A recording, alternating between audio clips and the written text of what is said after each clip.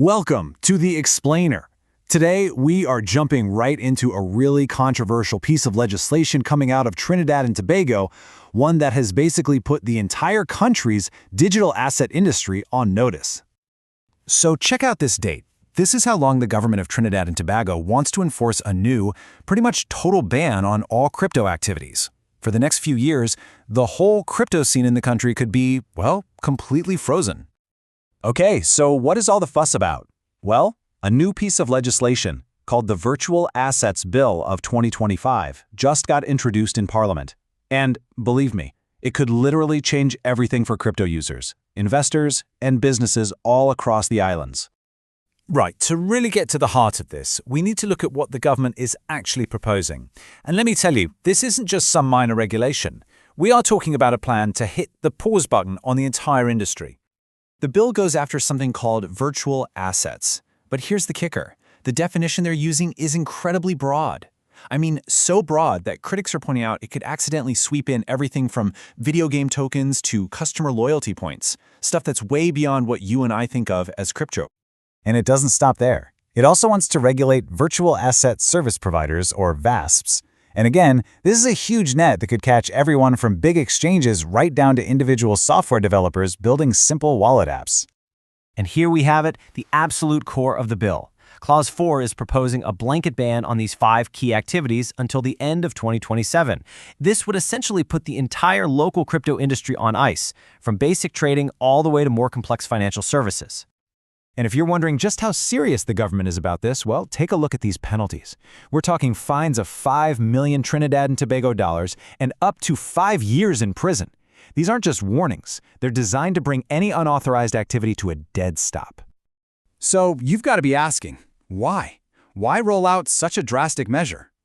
Well, the official line is that this all comes down to national security and playing by international rules.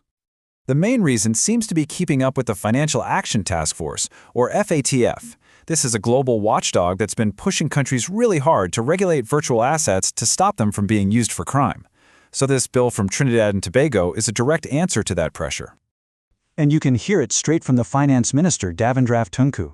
He made it very clear, arguing the bill is all about stopping illegal activities and going after billions of dollars hidden away in these unregulated assets.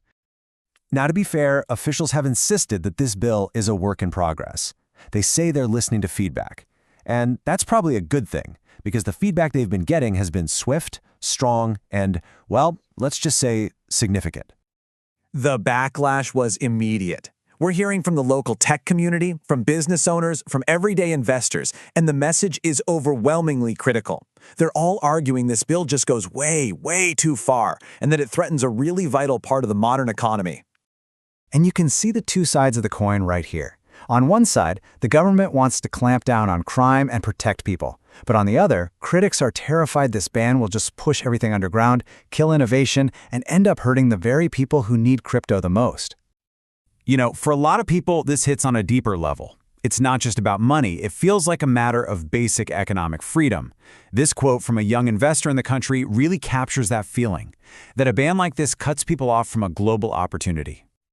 And here's a really crucial point from local businesses like TT Exchange. They're arguing that crypto is essential, especially because the country has an ongoing shortage of US dollars. For a lot of small businesses and individuals, crypto isn't a speculative game. It's the only way they can do business internationally.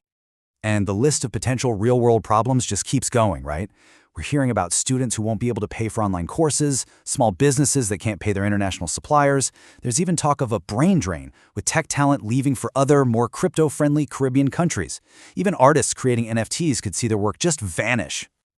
But here's a really important thing to understand. The people fighting this bill aren't asking for a lawless free-for-all. Not at all.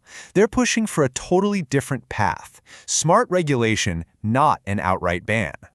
And it's not just locals who are concerned. International experts are weighing in too. Brian Sonia Mondo, who's a UK-based attorney specializing in this stuff, called the bill terribly restrictive. He argues that what's really needed is a more balanced approach that lets innovation happen responsibly. So what does that actually look like? Well, one popular idea, which comes from a local commentator named Jonathan Bagan, is this pretty straightforward two-step plan. First, set a high transaction limit so that small-time users aren't affected. And second, focus the rules on actual suspicious activity, instead of a blanket ban that punishes everyone. So it all boils down to this moment. Trinidad and Tobago is standing at a major crossroads, and the path it takes next could really define its place in the digital economy for years to come. Ultimately, what we're seeing is a classic balancing act. On one side, you've got the government's top priority, national security and meeting global financial standards. And on the other, you have what the critics are fighting for, economic innovation and making sure people have access to the global economy. And because the government insists this bill is still a work in progress, the final answer to that question is still unwritten. But how Trinidad and Tobago decides to solve this puzzle will, without a doubt, shape its digital future and send a really powerful message to the rest of the world about its approach to innovation.